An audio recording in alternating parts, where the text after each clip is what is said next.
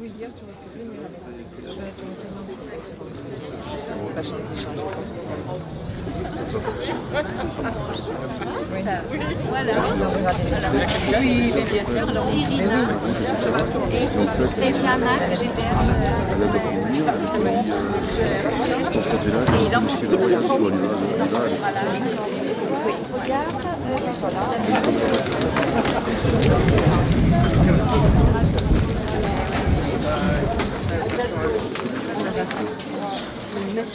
de vous accueillir à l'Île-sur-la-Sorgue.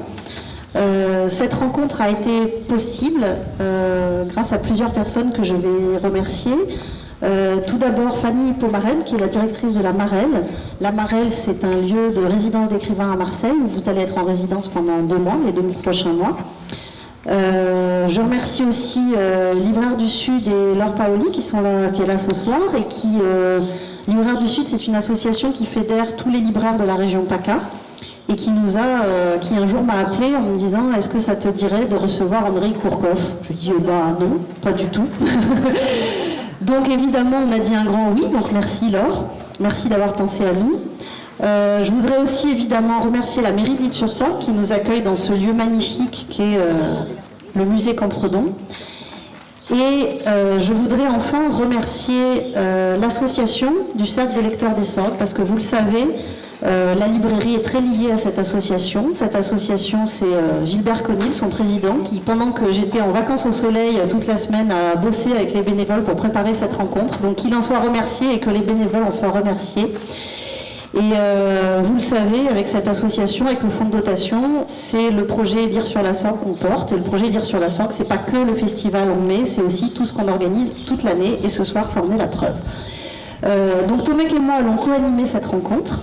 On va vous poser quelques questions, on discutera ensemble.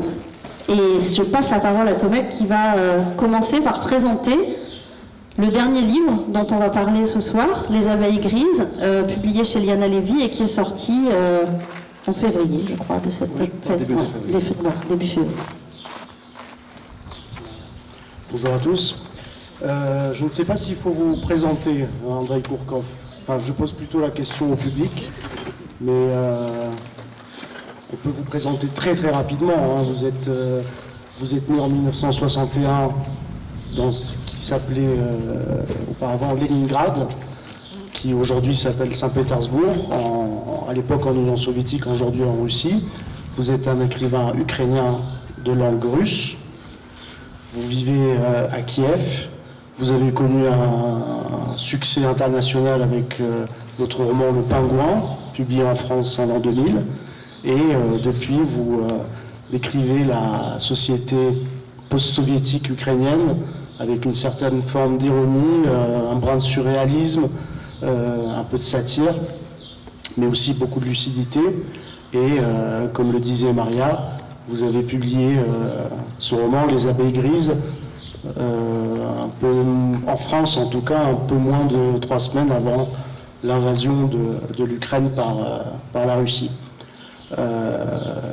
C'est juste, jusqu'ici? Ah oui, c'est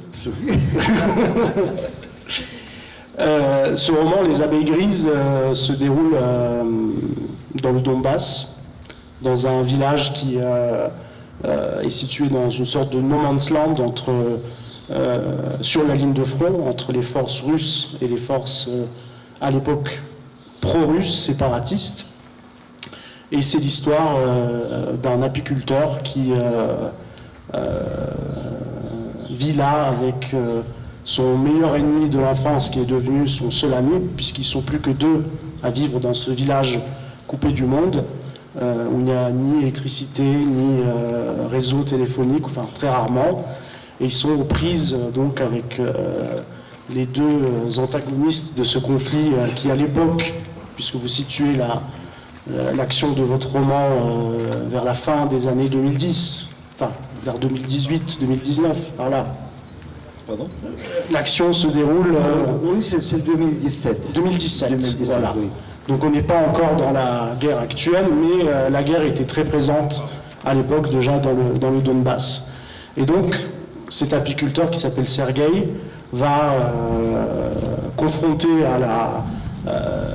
à l'intensification des combats, du danger permanent qui règne autour de lui, décidé de partir avec ses abeilles, ses ruches, qu'il va monter dans une remorque, et il va partir vers l'ouest, vers le sud, vers l'Ukraine, loin en tout cas des combats, vers une contrée plus verdoyante. Et je ne vais pas dire la suite parce qu'il faut lire le livre et l'acheter, mais ces abeilles sont grises et Maria, peut-être que tu as... Justement, ça nous amène à la première question. Qu'est-ce que c'est que cette zone grise où habitent ces deux protagonistes? Bonjour, peut-être je vais essayer d'écrire le roman avec quelques mots. C'est une histoire sur une guerre, un homme, 3 femmes et 6 rouges des abeilles. C'est pour faire plus facile. Qu'est-ce que c'est la zone grise? La zone grise a la même longueur que la ligne de front. Jusqu'à 24 février, la ligne de front en Ukraine, à Donbass, était 430 km. C'est le territoire entre les forces des séparatistes et volontaires russes, professionnels militaires russes, et les Ukrainiens. En fait, parfois, ce territoire était aussi grand, c'est-à-dire entre les positions, il y avait 100 km, 3 km, parfois 300 mètres, mais en fait, dans cette zone grise, il y avait des dizaines de villages, beaucoup de villages abandonnés, presque abandonnés, mais il y avait des villages où 50% des populations restaient, si c'était aussi grand. Et je ne planais pas d'écrire ce roman, en fait, pas du tout, parce que j'ai dit sur la question des journalistes que je ne veux pas écrire sur la guerre jusqu'à la guerre est finie, mais en 2014, au début de la guerre, en fait, on a eu la première arrivée, la première vague des businessmen, des hommes riches de Donbass déplacés qui s'est déménagé à Kiev. En fait, c'était la question des statuts pour les businessmen, pour les gens des affaires de Donbass, acheter une maison, un appartement à Kiev. Et comme ça, dans une semaine, sur les rues de Kiev, on remarquait des centaines de voitures chics avec des plaques de Donetsk, de Lugansk, de Donbass. Et ils conduisent comme chez eux. C'était très différent des gens de Kiev.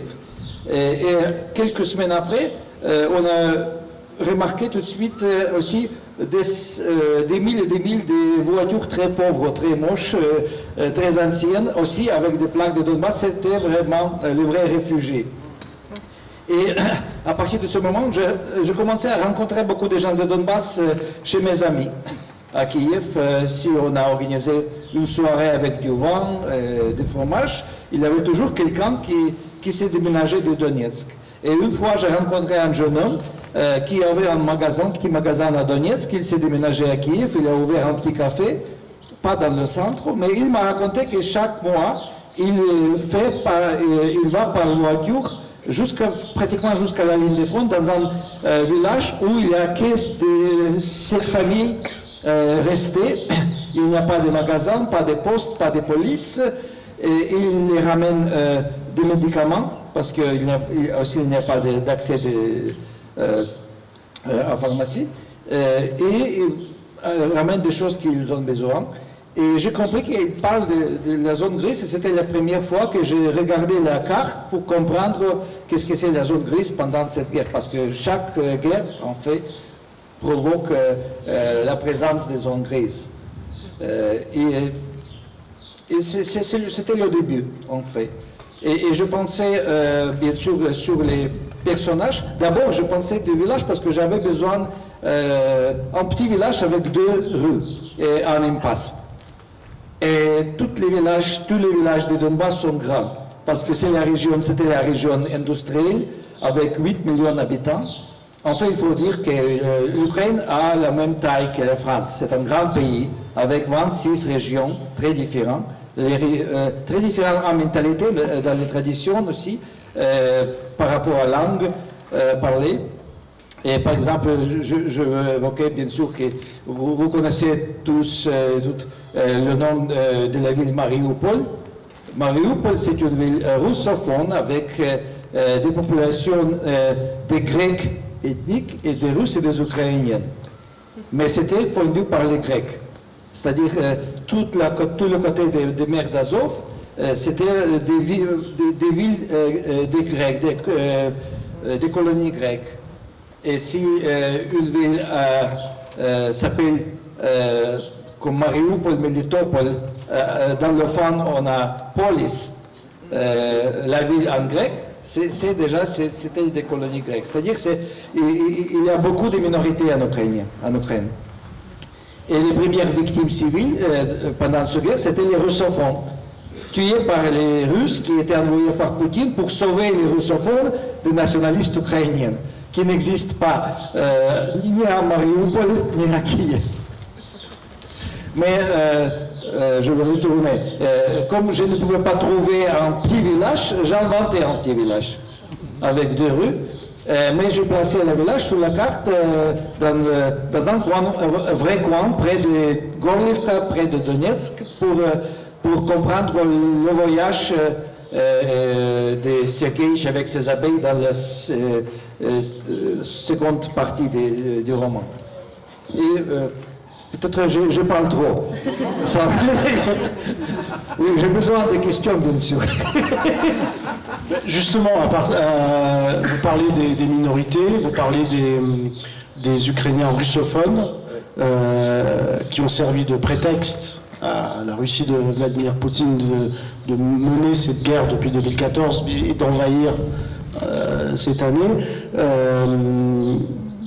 Vous-même, vous écrivez en russe, vous êtes russophone, donc même si vous êtes ukrainien. Quelle est la vraie différence entre les deux peuples? Qu'est-ce qui vous lie, qu'est-ce qui vous sépare? Oui, c'est pas. Il y a des Ukrainiens, bien sûr, ethniques, c'est-à-dire les gens des familles des Ukrainiens, mais il y a des Ukrainiens politiques comme moi, qui sont les citoyens d'Ukraine. En fait, on a passé avec ma femme 3 mois dans la ville Uzhgorod, après le début de la guerre. Uzhgorod, c'est la capitale des Transcarpathie, la région des Transcarpathie, où on parle cette langue. C'est-à-dire il y a 300 000 des Hongrois ukrainiens qui parlent hongrois. Il y a des écrivains hongroaphones qui écrivent sur l'Ukraine en hongrois. Il y a des Slovaques, des Roumaniens, des Gagaous, des Moldaves, des Russes, bien sûr, des Russes différents, parce qu'il y a des Russes ethniques qui étaient des grandes Russies au XVIIIe siècle pour les raisons religieuses. Et ils ont fondu des villes, c'était les chrétiens qui ne voulaient pas accepter la réforme des patriarchies en 1700 quelque chose.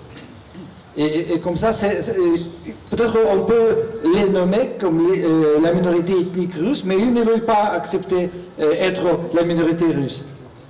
C'est-à-dire, c'est un problème très, très intéressant en fait, mais pour moi, tous les citoyens d'Ukraine sont des Ukrainiens. Et bien sûr, dans le temps soviétique, le mot ukrainien signifiait que les gens d'ethnie ukrainienne. Comme ça, il y a pas mal de gens aujourd'hui qui, quand ils disent quelqu'un est ukrainien, ils ne parlent pas des passeports, ils parlent d'origine. Mais en fait, on peut dire, il y a une différence entre les Russes et les gens pro-russes en Ukraine. Et les Ukrainiens, mais c'est une différence immense, très importante, c'est la différence dans la mentalité des gens. Parce que la Russie était toujours la monarchie. La mentalité russe, après soviétique et après encore une fois russe, c'est la mentalité collective. C'est les gens qui adorent leur tsar. Et s'ils sont fatigués avec le tsar, ils tuent le tsar et adorent le prochain. Mais pour eux, tsar, monarchie, c'est le symbole de stabilité. La stabilité est plus importante que la liberté pour les Russes. Pour les Ukrainiens, c'est l'autre chose. La liberté est plus importante que la stabilité et la qualité de la vie. L'Ukraine était indépendante jusqu'en 1654. Les Ukrainiens choisi le chef d'État, qui s'appelait Hetman. Il était le chef d'armée, chef d'État. Les Ukrainiens choisissent les officiers d'armée ukrainienne des Cosaques. Il était toujours mécontent avec des chefs d'État, avec des politiciens. Et en fait, dans la tradition ukrainienne, c'est l'anarchie organisée, c'est la chose la principale. Chacun a son opinion sur toutes les choses, moi aussi. Mais ils sont tolérants dans le sens qu'ils respectent que chacun n'est pas d'accord avec les autres. Et à cause de ça, on a 400 partis politiques enregistrés dans le ministère de la Justice d'Ukraine. La Russie, comme l'Union soviétique, c'est un grand pays avec un parti politique. Parce que tous les fonctionnaires d'État, ils sont tous les membres des partis politiques de Poutine qui s'appelle la Russie unie. Chez nous, chaque fois, il y a un autre parti qui représente le président, le pouvoir, mais après le président est remplacé, c'est une autre partie qui va gagner. Mais cette partie ne va pas rester pour longtemps. Et je suis sûr que la partie de Zelensky va disparaître dans 3-4 ans. Quand on lit le roman, je trouve qu'on a bien justement ce sentiment dont vous parlez, à la fois de liberté, et même si aujourd'hui il y a la guerre, dans le roman, il y a cette idée de respect et d'attention à l'autre quand même. C'est-à-dire que ce personnage de Sergueï, il croise des gens qui ne sont pas d'accord avec lui, mais ce que vous montrez très bien dans le roman, c'est l'impact en fait de la guerre sur les hommes et l'idéologie, comment l'idéologie peut transformer les gens. Et ça aussi, je trouve que c'est quelque chose qui est très fort dans le texte, parce que malgré ce pays en guerre, il y a quand même le respect, il y a la violence, mais il y a quand même toujours cette espèce d'écoute, je trouve, entre les personnages quand même. Ils débattent beaucoup de politique, ils parlent beaucoup de politique. J'ai besoin de 30 minutes pour répondre à cette question, mais j'essaie de faire ça un peu plus court. Je n'ai pas fini avec la question des mentalités. En fait, il y a 20 ans, la frontière entre la mentalité collective russe, soviétique et la mentalité ukrainienne individualiste coupait le pays en deux. Mais chaque année, en fait, cette frontière s'est bougée vers la frontière avec la Russie. Et bien sûr, la région de Donbass, la région ouvrière, industrielle, toujours été présentée par mentalité russe collective, parce que les gens étaient habitués d'avoir peur des chefs, des propriétaires des mines. Il y avait toujours une hiérarchie comme dans la prison ou dans l'armée. C'est-à-dire, j'appelais le roman Les abeilles grises, le couleur gris, c'était très typique pour ce territoire parce que c'est le couleur de camouflage. Les gens, la mentalité collective signifie aussi la responsabilité collective, c'est-à-dire que chacun ne veut pas se montrer, il veut être caché derrière les autres. Et comme ça, la première fois que j'ai visité Donbass, j'étais choqué par l'absence de couleurs rouge, vert, bleu. Aussi dans le village, il y avait les maisons gris ou noires ou bleues ou blancs, mais comme ça. Et j'ai dit la première fois qu'on peut en fait améliorer la situation, mais aussi, comment on dit, to speed up. Accélérer le changement de mentalité par, je ne sais pas, pour 20 tons de farbe, rouge, bleu et vert. C'est-à-dire de peinture. De peinture, oui. Parce que si quelqu'un habite sans peinture, sans couleur, et il est habitué de se cacher, ça influence en fait la psyché aussi. Et bien sûr aussi les politiciens essayer toujours de partager les Ukrainiens, pas par les idées idéologiques, mais par les qualités régionales, par exemple, oui. C'est aussi la question et le combat politique pour la langue russe contre la langue russe était provoqué par les politiciens comme ça, parce qu'ils voulaient partager les Ukrainiens en russophone, ukrainophone, et après les politiciens nationalistes toujours disaient qu'il faut interdire le russe, et c'est impossible parce que la moitié des populations parlent russe. Et les nationalistes russes et politiciens pro-russes disaient toujours qu'il faut faire la langue russe la langue deuxième d'État.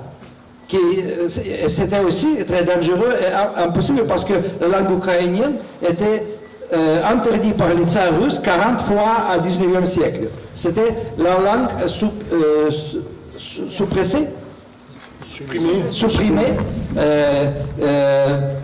Au XXe siècle, au début du XXe siècle encore, il y avait des problèmes. Et en fait, la politique de russification était utilisée par les tsars, mais aussi par les communistes pendant le temps soviétique pour changer la mentalité individualiste ukrainienne. Parce que Lénine, par exemple, Vladimir Lénine, vous connaissez le nom peut-être, il détestait l'Ukraine et il n'a jamais visité Kiev dans sa vie. Parce qu'il comprit tout de suite qu'avec la mentalité ukrainienne, c'est impossible de construire une société communiste. Parce que la rêve de Lénine était créer un groupe, une nation soviétique sans racines, sans langue maternelle. C'est-à-dire la seule langue russe, seule réalité soviétique, pas d'histoire différente d'Ukraine, de Moldavie, de Kazakhstan. Et les Ukrainiens n'acceptaient pas ça. Et à cause de ça, il était puni la première fois dans la fin des années 1920, quand les Ukrainiens ne voulaient pas rejoindre les fermiers, les kolkhozes. Et en 1928-29, 300 000 fermiers ukrainiens étaient déportés en Sibérie. Après, c'était la famine artificielle de 1932-33, où entre 5 et 7 millions des Ukrainiens étaient morts de famine, parce que toute la nourriture était enlevée et envoyée dans la région de Volga, où il y avait aussi une autre famine, mais là, c'était les Russes et les gens qui étaient prêts de devenir les hommes soviétiques. Et en fait, aujourd'hui, c'est le retour des mentalités ukrainiennes, mais c'est aussi le retour des langues ukrainiennes. Mais la mentalité revient plus vite que la langue. Parce que, par exemple, j'écris en ukrainien non-fiction et les articles, mais je ne peux pas écrire la fiction. Je reste avec ma langue maternelle russe pour écrire les romans. Et bien sûr, ça parfois ça cause des problèmes, mais il y a beaucoup des écrivains russophones. Mais dans le même moment, aujourd'hui, à cause de la guerre, à cause des politiques de Poutine, la langue russe est appelée sur le réseau social la langue d'ennemi. Vous parlez de retour d'une certaine forme corrigez-moi si j'interprète mal vos propos, mais d'une certaine forme de retour de soviétisme aussi du côté russe, alors. Oui. Puisqu'on veut revenir à une Russie unie, uniforme, russe. L'Ukraine n'existe pas. Et dans plusieurs de vos romans, on a pas mal de personnages secondaires qui sont dans l'Ukraine déjà post-soviétique, nostalgiques de l'époque de l'Union soviétique. Vous, ça vous arrive aussi d'être nostalgique? Non, mais une seule fois, non? Ou d'une certaine chose? Non, non. Aussi, la bière était moche. En fait, je préfère l'Ukraine d'aujourd'hui. Aussi, je dois dire, bien sûr, les premières années d'indépendance, c'était très difficile. C'était les guerres criminelles, la crise économique, morale, politique, tout ça. Mais chez nous, tous les changements viennent très vite et passent très vite. J'ai le sentiment que je suis vécu à 5 pays différents en Ukraine à partir de 1991. Mais bien sûr, les gens de Donbass, ils étaient beaucoup plus nostalgiques parce que aussi cette nostalgie soviétique était soutenue par la Russie. Parce qu'une des chaînes de télé les plus vues à Donbass, c'était la chaîne de télé que vous pouvez aussi trouver sur les satellites, qui s'appelle Nostalgie. C'est la chaîne de télé russe où on peut regarder pas seulement les films soviétiques avec un happy end soviétique, mais aussi les émissions et les talk-shows des années 60, 70, 80 en noir et blanc, en couleur. Mais c'est-à-dire que c'était possible pour les gens avec beaucoup de nostalgie exister dans l'Union soviétique virtuelle. En fait, les gens de Donbass toujours regardaient les chaînes de télé russes, pas ukrainiennes. Ils lisaient les journaux russes. Ils payaient pour la nourriture avec hryvnia ukrainienne. Ils avaient des passeports ukrainiens. Mais il ne comprit pas qu'est-ce que c'est l'Ukraine parce que, oui, c'était pas une région intellectuelle, c'était une région industrielle. Et je me souviens, en voyage en 2006 ou 2007 à Donbass, j'ai demandé à un homme qui avait 50 ans peut-être, et s'il voyage à l'étranger ou non, il disait non, je ne voyage jamais à l'étranger. Parfois, je vais à Moscou, mais jamais à l'étranger. C'est-à-dire pour lui, comme pour beaucoup des gens de Donbass, la frontière entre Russie et Ukraine n'existait pas. C'est-à-dire pour eux, la vie ne changeait pas suffisamment beaucoup pour comprendre que l'Ukraine, c'est vraiment un pays séparé, indépendant. Et une autre chose, les gens de Donbass ne voyageaient pas du tout, beaucoup aussi dans la région. La majorité des gens ne quittaient pas la région de Donbass. Et il y a 2 mois, j'ai passé 3 jours à Bucarest, en Roumanie, et je visitais sur la gare du Nord. Il y a une gare du Nord, c'est la gare principale à Bucarest, très proche aux gares françaises. Et là, il y avait des tentes pour les réfugiés ukrainiens. Je parlais avec des bénévoles et un des bénévoles m'a dit qu'il avait au début un groupe de Donbass, des gens de Donbass qui sont arrivés sans valise, mais avec des paquets en plastique des supermarchés, avec des vêtements. C'est-à-dire que c'est des gens qui voyageaient sans valise, sans sac à dos, mais avec des paquets parce que c'était les seules choses pour placer, pour mettre les vêtements dans le moment du début de la guerre, quand ils décidaient de fuir. Il y a beaucoup de questions à vous poser. Alors, avec Tomek, on avait essayé de dégager quelques thèmes forts ce sont souvent des personnages secondaires, mais toujours des femmes fortes, indépendantes. Est-ce que vous pouvez nous dire un petit mot peut-être du personnage de Galia, par exemple, dans ce roman? Oui, d'abord je dois dire qu'en fait, les femmes ukrainiennes sont vraiment très fortes. C'est ce qu'on se dit en lisant vos romans. C'est grâce aux femmes ukrainiennes que la société ukrainienne survécu le début de l'indépendance, quand en fait il n'y avait pas de travail. Les hommes étaient dépressés, ils buvaient, ils ne savaient pas qu'est-ce qu'il faut faire, et les femmes trouvaient les moyens pour soutenir les familles. C'est-à-dire grâce à ça, en fait, la société a survécu les premières années de crise. Mais aussi avant, je dois dire que l'Ukraine c'est un pays avec matriarcat. Matriarcat, on dit.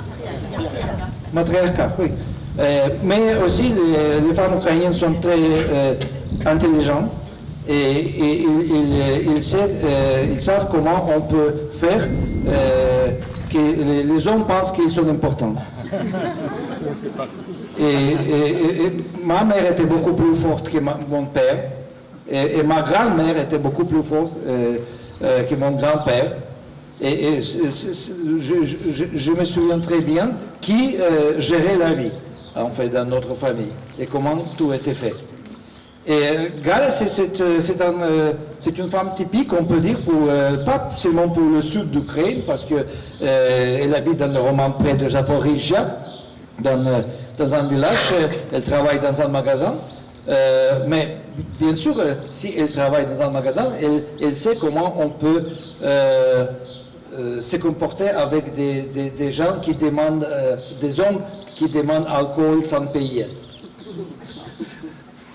C'est vrai, en fait, oui, c'est une dame qui est prête d'aider les autres. Et en fait, elle aide, elle vit seule, elle aide Sergej parce que, peut-être je dois expliquer aussi un peu sur Sergej. Sergej est un retraité, un ancien mineur avec des problèmes de poumons pulmonaires, qui était quitté par sa femme Vitalina, qui vient d'une grande ville, et la femme partit avec la fille parce qu'il ne voulait pas se bouger du village. Et il était une dame de la grande ville, et en tout cas c'était un drôle de couple. Il ne pouvait pas comprendre pourquoi elle a dit oui à mariage, mais en tout cas, elle est partie et il restait seul avec ses abeilles. Il a 6 rouges des abeilles, comme quelqu'un qui a une nostalgie soviétique ou post-soviétique, qui n'est pas très éduqué, mais comme en apiculture, il est sage, il est intelligent, il comprend la nature. Il adore aussi les abeilles parce qu'il pense que les abeilles sont les seuls êtres vivants qui ont réussi de construire, de créer une société communiste. Parce qu'ils travaillent, ils produisent, ils ne demandent rien, ils ne sont pas payés, ils sont contents. Et ils se sentent aussi comme une abeille. En fait, parfois, il se comporte comme une abeille parce qu'il n'est pas la mère abeille, il est le père des abeilles. Et au début des romans, aussi, il comprend comment la guerre influence le goût du miel. Parce qu'il est visité par un soldat du côté ukrainien et il donne au soldat du thé, sert de thé avec du miel. Et le soldat dit que le miel est un peu amer. Et c'est le moment quand Sergej comprend qu'en fait, c'est le goût de la guerre, parce qu'après des explosions, le goût de la guerre tombe sur les fleurs et les abeilles collectent pollen, et comme ça, le goût de la guerre entre le miel. Et il décide, parce que l'histoire commence en hiver, il décide d'attendre jusqu'à le printemps et après essayer d'organiser les vacances pour les abeilles loin de la guerre. Mais en fait, il ne pense pas qu'en faisant ça, il aussi essaie d'organiser les vacances pour lui-même. Et il les ramène avec beaucoup de problèmes sur le territoire ukrainien. Et là, il rencontre Gala. Et pour lui, bien sûr, il dépend des abeilles parce qu'il utilise le miel comme l'argent. Et c'est son banque avec des miels. Il prend beaucoup de miel dans la voiture. Il paye avec des miels. Il échange la miel pour la saucisson, pour la pente, tout ça. Et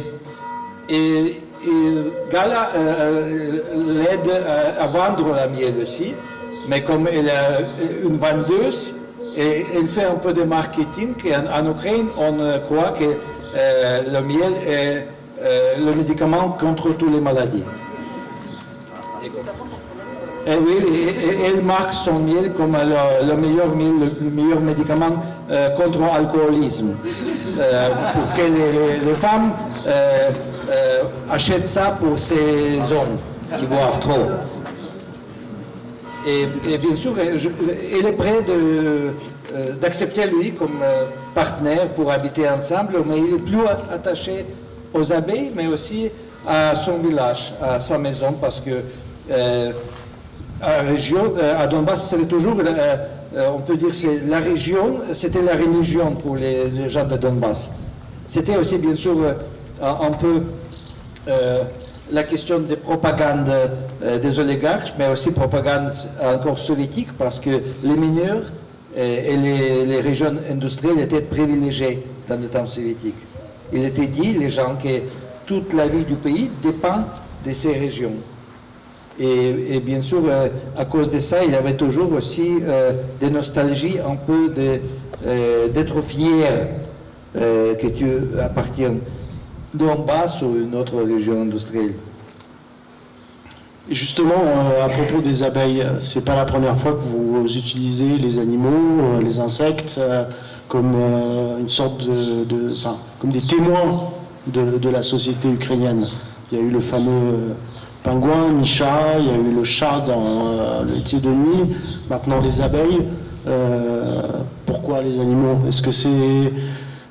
vous aimez les animaux ou c'est une sorte de non, la fable animale et... Non, ça commençait presque par hasard. Pas par hasard, parce que en fait, j'avais beaucoup de petits animaux comme enfant. Et tous mes animaux étaient morts à cause de moi, à cause de négligence. Et je commençais à écrire, en fait, après la mort des 2 de mes hamsters. Parce que j'avais 3 hamsters à l'âge de 7 ans. Et après 2 hamsters étaient morts, j'écris le premier poème sur la solitude d'un hamster qui a perdu ses amis. Et 2 semaines après, le dernier hamster a tombé du balcon du 5e étage. Et je crois que c'est sans pensant, en fait, j'ai commencé à trouver les animaux dans mes récits, dans mes romans.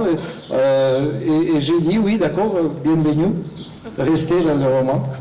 Et oui, maintenant, c'est quelque chose de normal pour moi d'avoir des animaux. Bien sûr, il y a des insectes, des animaux qui sont très métaphoriques, qui sont très symboliques, mais il y a déjà pas mal de chats et de chiens dans mes romans.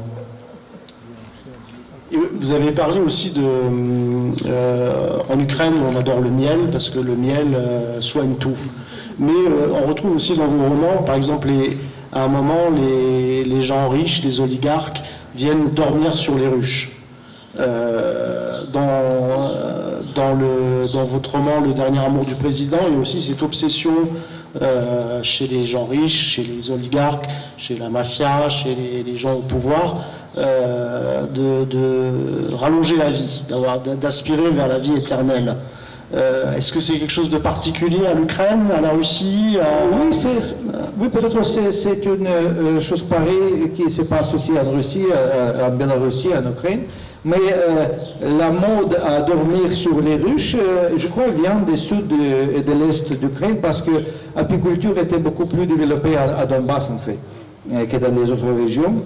Et la mode de dormir sur les ruches, en fait, c'est vrai, le gouverneur ancien de Donbass, Viktor Yanukovych, qui est devenu le président d'Ukraine en 2010 et qui devait fuir à Moscou en 2014, oui, au début. Oui. Et il adorait dormir sur les ruches. Mais ce n'était pas seulement pour les riches, parce qu'aujourd'hui, on peut trouver en fait ce service partout. Et ça ne coûte pas beaucoup. Oui, bien sûr, j'ai essayé, j'écris sur le sujet, j'ai essayé. C'est intéressant, je ne suis pas sûr qu'on peut souligner les nerfs ou quelque chose, mais ça calme. Et c'est très facile d'endormir parce qu'on attend les vibrations des milles et des milles des abeilles par le peau, par tout le corps. Et c'est une sensation très intéressante. Je vous recommande. En tout cas, ça donne envie. Quand on lit le livre, on a envie d'essayer. J'avais envie de vous poser une question qui est pour le coup plus liée à l'actualité. Vous l'avez dit dans plusieurs interviews, vous écrivez, vous êtes très sollicité depuis plusieurs mois pour parler de la situation en Ukraine, de la guerre. Donc vous écrivez pour plusieurs journaux. Et je me demandais quel regard vous portez sur la façon dont la presse française ou européenne traite le conflit. Est-ce que vous avez l'impression que c'est juste par rapport à ce qui se passe là-bas? Quel est votre regard sur Non, si on parle de la presse, je trouve la majorité des articles objectifs, c'est-à-dire c'est la vérité, mais bien sûr chaque journaliste a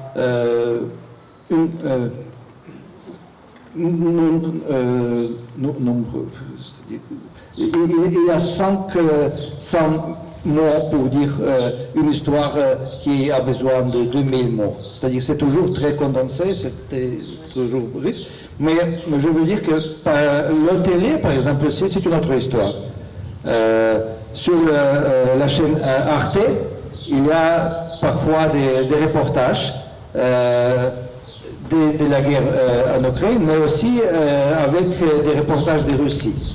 Et quelquefois, il y avait des situations quand le journaliste racontait qu'est-ce qui passe en Ukraine et après interviewait des parents des soldats russes qui étaient tués en Ukraine. Et c'était un peu drôle d'effet parce que les gens tout de suite pensaient que des soldats russes et de ses parents, mais pas des victimes ukrainiennes. Et je ne sais pas si c'est une manipulation ou c'était simplement mal pensé, mal produit, mais il n'y a plus des émissions comme ça en Italie, sur les télés italiennes. Et en Italie, sur les chaînes de Berlusconi, on peut trouver en fait des interviews avec des politiciens russes sur la guerre en Ukraine. Et c'est des interviews très longues, 40 minutes, 50 minutes. Il y a un interview avec le ministre des Affaires étrangères Lavrov, je crois que ça dure 45 minutes. Et bien sûr, il donne c'est-à-dire la point de vue et la propagande russe. Leur version des faits. Oui, oui. Et là, on ne trouve pas des interviews avec des politiciens ukrainiens. Comme ça, bien sûr, c'est-à-dire que la guerre continue aussi en Europe, c'est la guerre informatique entre la Russie et l'Ukraine. Et la guerre va durer, mais un jour, il n'y aura plus la guerre. Quelle sera est-ce qu'une réconciliation est possible? Quels sont comment faire je suis né en 1961, comme vous avez dit. En 1972, je devais choisir langue étrangère pour apprendre dans l'école. Le choix était entre anglais et allemand. Et j'ai dit, j'apprendrai jamais l'allemand parce que les Allemands ont tué mon grand-père, un de mes grands-pères. C'était combien, 22 ans après la fin ou plus, 27 ans après la fin de la guerre deuxième mondiale. Je crois il y aura la même situation peut-être 30 ans après la fin de la guerre. On parlera sur la guerre comme une page dans l'histoire d'Europe. Mais aujourd'hui, bien sûr, la haine est très forte. Et je vois comme effet, en fait, dans 5 ans, dans 7 ans, ils auront beaucoup moins Ukrainiens qui parleront russe. En fait, tous les Ukrainiens peuvent parler russe, mais maintenant, je crois peut-être 60% ou 70% n'acceptent pas parler russe, en principe, ils ne parlent pas russe, et ils disent, quand ils sont adressés en russe, qu'ils ne comprennent pas, ils ne veulent pas comprendre cette langue. Et c'est bien sûr, c'est la réaction émotionnelle, mais cette réaction émotionnelle trouve le chemin dans le Parlement pour changer les lois, pour interdire l'importation des livres de Russie et tout ça. Et oui, c'est logique. Vous pensez que l'Ukraine peut, enfin, à défaut de gagner la guerre, elle peut ne pas la perdre? Elle peut survivre? J'espère parce que pour les Ukrainiens, comme j'ai dit, la liberté est la priorité. Et ils ne peuvent pas rester libres si l'Ukraine n'est plus indépendante. Et en fait, je connais beaucoup de gens qui sont motivés, qui sont prêts de tomber pour le pays. Je parle du pays où les gens détestent ces politiciens. C'est-à-dire, les Ukrainiens, en fait, ils combattent pas pour Zelensky. C'est la guerre pour l'Ukraine. En Russie, c'est la guerre de Poutine. C'est-à-dire, c'est comme dans la Deuxième Guerre mondiale, le slogan était pour Staline, pour la patrie. Les Ukrainiens sont pour la patrie, les Russes, Poutine est patrie, et à côté de ça, c'est la guerre pour Poutine. Vos livres sont interdits en Russie depuis 2014. La première fois depuis 2005. Après 2008, la deuxième fois, et à partir de 2014, c'est interdit de ramener nos livres publiés en Ukraine, en Russie. Et c'est lié à tous les aspects politiques de ce que vous racontez dans vos livres? Bien sûr, oui, c'est... Est-ce qu'il y a eu un élément déclencheur? Au début, c'était à cause du roman La dernière amour du président, où Vladimir Poutine est un des personnages. Et en fait, il y a beaucoup de choses dans le roman qui s'est réalisé, qui se réalisent aujourd'hui, parce qu'il promet, c'est le roman de 2004, et il promet dans le roman annexer la Crimée et envahir l'Ukraine. Mais je crois que la raison principale, c'est mes articles dans la presse internationale sur la politique russe à propos de l'Ukraine. Et dans beaucoup de vos livres, si ce n'est tous, il y a toujours quelque chose de très engagé, comme je disais, très engagé politiquement. Aujourd'hui, compte tenu de ce qui se passe, est-ce que vous arrivez encore à écrire de la fiction, ou est-ce que la réalité est devenue trop forte? Non, j'écrivais un roman au début de la guerre, avant le début de la guerre, mais j'ai arrêté et je ne peux pas écrire la fiction pour le moment, mais j'espère de revenir à la fiction. Mais bien sûr, aujourd'hui, la situation est aussi dramatique et comme ça, c'est plus fort que la littérature. Oui, bien sûr. Et je crois que c'est la même situation avec des autres écrivains ukrainiens. Il y a beaucoup d'écrivains qui ont commencé à écrire les essais, les articles, non-fiction. Et maintenant, c'est très important aussi d'écrire beaucoup de non-fiction sur l'Ukraine parce que les Européens ne connaissent rien sur l'Ukraine. L'histoire russe, la culture russe est très bien connue. Et c'est très drôle, qu'après le début de la guerre, j'ai compris aussi que la littérature classique ukrainienne n'était jamais traduite en français, en anglais, en italien. Parce que dans le temps soviétique, le gouvernement soviétique fait la promotion que pour la littérature russe moderne et classique, mais pas pour la littérature et culture des républiques soviétiques, en dehors de la Russie. Comme ça, je voulais évoquer au minimum 3 livres qui sont très importants pour comprendre les raisons pour cette guerre, mais comprendre l'histoire de l'Ukraine. C'est Timothy Snyder, il est traduit en français, c'est Terre de sang. C'est Anne Applebaum, Le famine rouge. Et il y a un livre en anglais, Sergei Plokhy, Les portails d'Europe. Mais il y a des autres livres aussi écrits par les écrivains français. Et mon roman préféré, en fait, je suis très heureux parce que par hasard, j'ai compris que un de mes auteurs préférés, anglais, maintenant habite près de Marseille. C'est Philippe Sands, le roman Retour à Lemberg. C'est un roman, c'est pas un roman, je dis roman, c'est non-fiction, mais on lit ça comme un roman.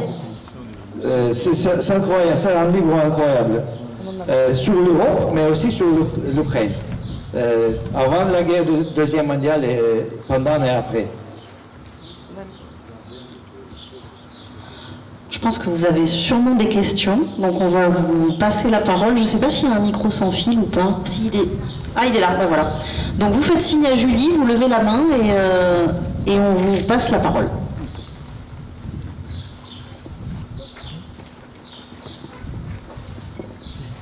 Merci beaucoup, monsieur, pour cette intervention très intéressante et émouvante aussi. Je voulais vous demander, vous n'avez pas du tout évoqué ça, mais ce qui nous a paru quand même chez nous ici en Europe, c'était aussi l'importance de l'Église et l'impact de l'Église russe, du patriarche russe, soutenant à fond Poutine, par rapport à la dissidence de l'Église ukrainienne. Est-ce que vous pouvez préciser 2-3 choses là-dessus? Oui. Il y a 3 églises orthodoxes en Ukraine.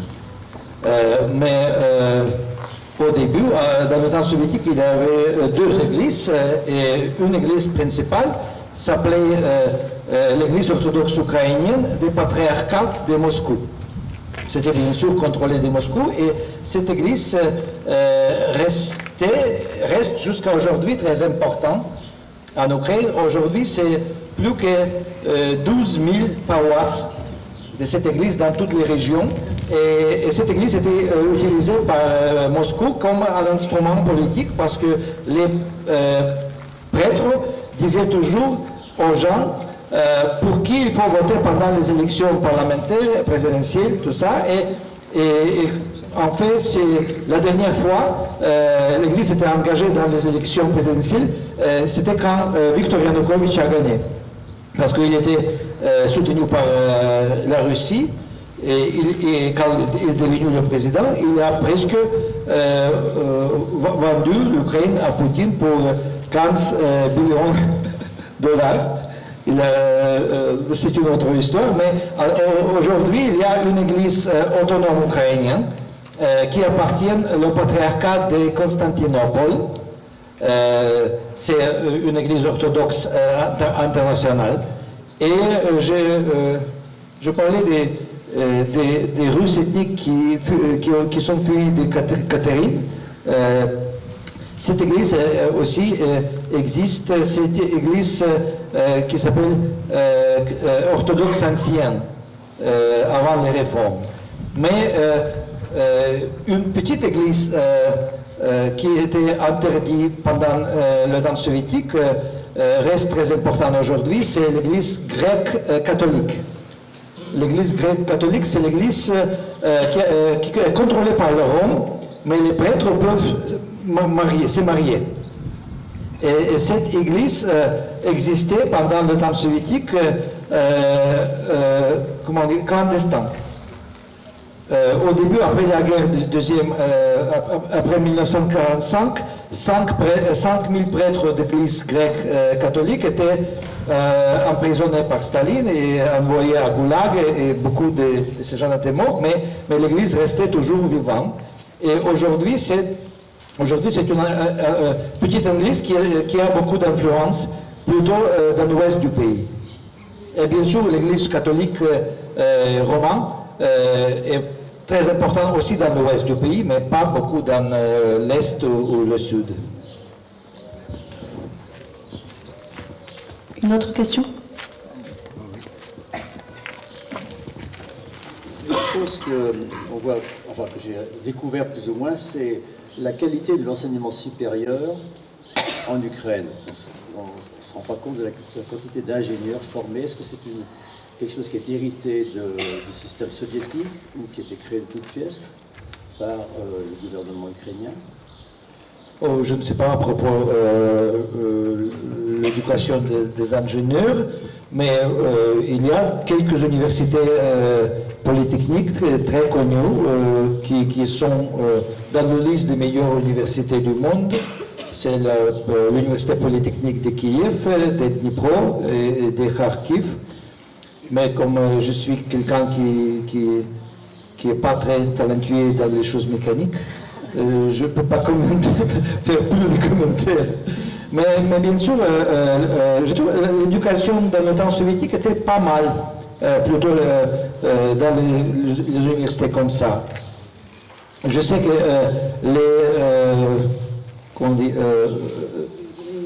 IT, oui, c'est les étudiants des technologies nouvelles ukrainiennes trouvent le travail très facilement aux États-Unis. Et il y a beaucoup de compagnies maintenant IT qui travaillent en Ukraine pour les États-Unis, pour l'Angleterre, pour la Suisse. C'est tous les jeunes gens qui ont fait des études dans les comme ça. Je n'ai pas eu l'impression, en lisant Les Abeilles Grises, que je lisais un roman. J'avais vraiment l'impression d'être dans la continuation de ce livre extraordinaire que vous avez écrit en pleine crise, le journal de Maïdan. La résignation que semble avoir en tout cas Sergueï, Pachka, on a l'impression parfois que la guerre leur passe un peu à côté. Ils voient bien passer les fusées, ils voient bien passer les bombes. Ce matin, il y avait un article dans Libération où une dame retraitée, elle dit « Père, c'est fini, j'y suis habituée maintenant. Le mieux, c'est la nuit, il y a des lumières partout. » Et elle dit un peu plus loin « C'est sûr que c'est triste, mais au final, que ce soit Ukrainiens qui gagnent ou les Russes, ce sera pareil, on restera des esclaves. » Et quand on lui demande si elle soutient l'armée de Kiev ou celle de Moscou, elle esquive et elle dit « Je suis slave, c'est une terre slave ici, et c'est ma terre. » Il y a beaucoup de gens différents en Ukraine, et comme j'ai dit, chacun a son opinion.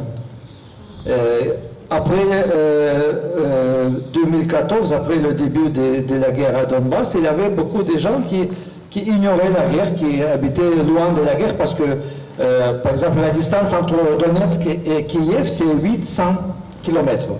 Entre Donetsk et Oujhorod, c'est 1250 km. Les gens, en fait, ignoraient la guerre à Donbass un an après les autres. C'est-à-dire que c'était possible. Il y avait beaucoup de gens qui s'adaptaient à la guerre, qui habitaient près de la guerre. Et la première fois, quand je suis voyagé dans la zone de la guerre, je suis allé toute la ligne de front jusqu'à la frontière avec la Russie. Et j'ai passé 3 jours à Severodonetsk, une ville aujourd'hui détruite. À l'époque, c'était 7 km de la ligne de front. Et j'ai rencontré des gens de Severodonetsk qui m'ont invité à un restaurant arménien. On a dîné là, et comme c'était interdit de fumer dedans, ils sortaient pour parler sur la rue. Et je ne fume pas, mais je suis sorti avec eux pour parler, et on a attendu des explosions 7 km plus loin. Et les gens qui habitaient là, ils me disaient quelle explosion, quelle bombe causait cette explosion, parce que les sons étaient différents. C'est-à-dire les gens s'adaptaient, ils pouvaient, aussi les enfants pouvaient dire la différence entre explosions.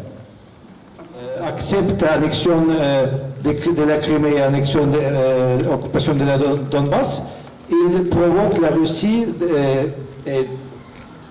de faire ce que la Russie fait aujourd'hui, occuper plus de territoire, et en fait la Russie veut contrôler toute l'Ukraine.